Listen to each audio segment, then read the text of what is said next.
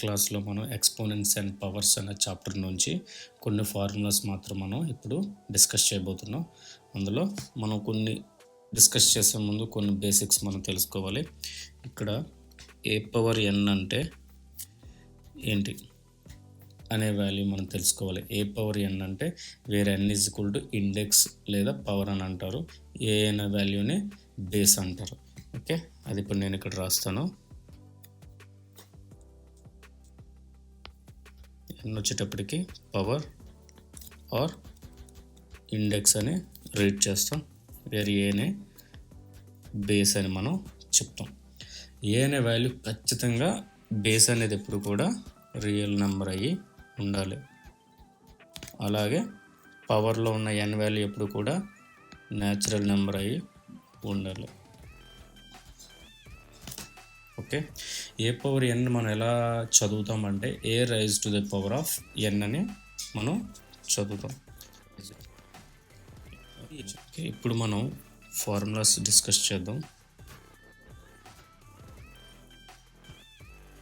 Okay, let's start.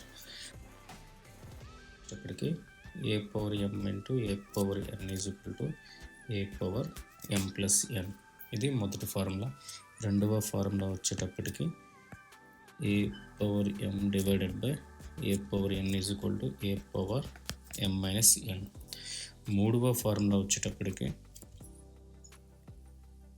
A by b whole power m is equal to a power m divided by b power m. Fourth formula a power 0 is equal to 1.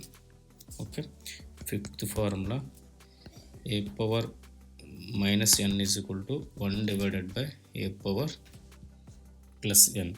A power minus n అనేది is equal to 1 by a power n. అలాగే sixth formula a into b whole power m is equal to a power m into b power m. Okay, next seventh if a power x is equal to b power x అయింది అనుకోండి, అంటే powers రెండు equal అయ్యాయి కాబట్టి then automatically a is equal to b, bases equal అవుతున్నాయి. అలాగే ఎనిమిదవది, ఇది కూడా important. A power x is equal to a power y. అంటే ఇక్కడ ఏంటి, బేసెస్ రెండు ఈక్వల్ అయ్యాయి. బేసెస్ రెండు ఈక్వల్ అయినప్పుడు దెన్ ఆటోమేటికల్లీ పవర్స్ రెండు కూడా ఈక్వల్ అవుతున్నాయి. ఇది ఎయిత్ ఫార్ములా.